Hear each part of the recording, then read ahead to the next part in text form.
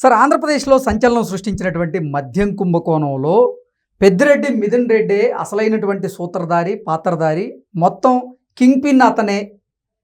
అతనికి ముందస్తు బెయిల్ మంజూరు చేయకండి అంటూ సిట్ కోర్టును కోరింది. ముందస్తు బెయిల్ కోసమేమో పెద్దిరెడ్డి మిథున్ రెడ్డి కోర్టును ఆశ్రయించారు. అసలు ఏంటి సార్, నిజంగా ఆంధ్రప్రదేశ్లో సంచలనం సృష్టించిన ఈ మద్యం కుంభకోణంలో ఎవరు కింగ్ పిన్? అసలు ఎన్ని వేల కోట్ల రూపాయల అవినీతి జరిగింది? కొందరేమో 4,000 కోట్ల రూపాయల అవినీతి అంటారు, కొంతమంది 40,000 కోట్ల రూపాయల అవినీతి అంటారు, కొంతమంది 99,000 కోట్ల రూపాయల అవినీతి జరిగింది అంటూ. 99,000 కోట్ల అవినీతి కాదు సార్, 98,000 కోట్లు టర్న్ ఓవర్ జరిగింది. ఎగ్జాక్ట్లీ. ఇది మద్యంలో. అంటే అది ఆన్లైన్ కాకుండా మొత్తం డబ్బులతో మొత్తం కలిపి అంత జరిగింది అన్నారు. సిట్ చెప్పింది ఏంటి? 3,600 కోట్లు దాంట్లో అవినీతి జరిగింది అని అన్నారు సిట్టు. 3,600 కోట్లకు సంబంధించి ఇప్పుడు జరుగుతుంది. ఓకే. దాంట్లో అనేక కంపెనీలు ఉన్నాయి. అట్లాగే బాంబేలో ఉన్న ఒక ఫేక్ కంపెనీ, డొల్ల కంపెనీల ద్వారా చాలా చోట్ల మార్చి ఆఖరికి ఫారిన్ ఎక్కడికి వెళ్ళినాయి, ఆ డబ్బులు ఎట్లా వచ్చినాయి, ఇవన్నీ అంటున్నారు సార్.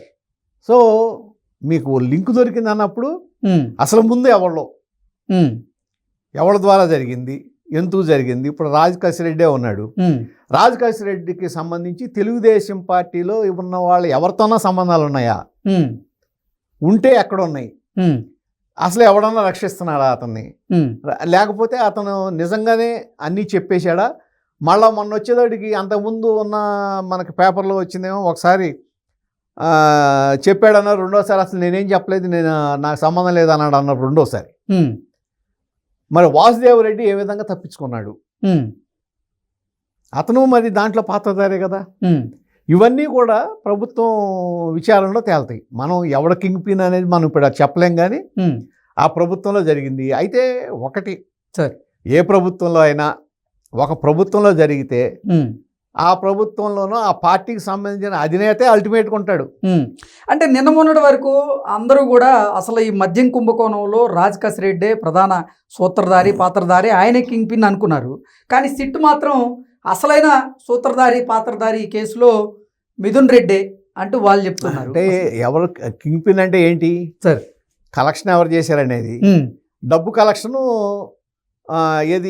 ఈ షాపుల దగ్గర నుంచి కానీ లేకపోతే కంపెనీల దగ్గర నుంచి కానీ మిథున్ రెడ్డి చేయలేదుగా. ఓకే, చేయలేదన్నారు కదా. అంటే విజయసాయి రెడ్డి ఏమో అసలు ఈ కేసులో సూత్రధారి ఏమో రాజకేశ్వరరెడ్డి అని చెప్పి ఆయన చెబుతున్నాడు. అవును.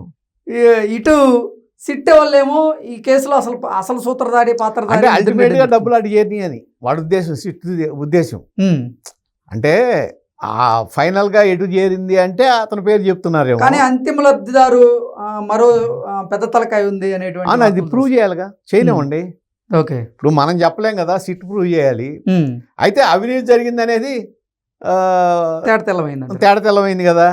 అది ఎవరికి చేరింది అనే దాంట్లో ఆ డబ్బులు ఎటు వెళ్ళి, ఎక్కడ రూటింగ్ జరిగింది, ఏ కంపెనీల ద్వారా జరిగింది, ఎన్ని కంపెనీలు ఉన్నాయి, ఎన్నిట్లో జరిగింది అనేది సిట్టే కాదు, ఇప్పుడు ఈడీ కూడా ఎంటర్ అయినట్టుంది కదా. అవును, ఈడీ కూడా ఎంటర్ అయింది కదా.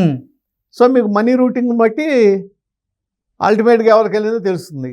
ఓకే. ఏంటి సార్ మద్యం కుంభకోణంలో అసలు నాకైతే ఒక అనుమానం ఏంటంటే సార్, ఈ మొత్తం డబ్బులు మీరు అంటున్నారు కదా 3,600 కోట్లు, 175 నియోజకవర్గాలు, నియోజకవర్గానికి 20 కోట్లు అని వేసుకోండి, ఎంత అయింది సార్?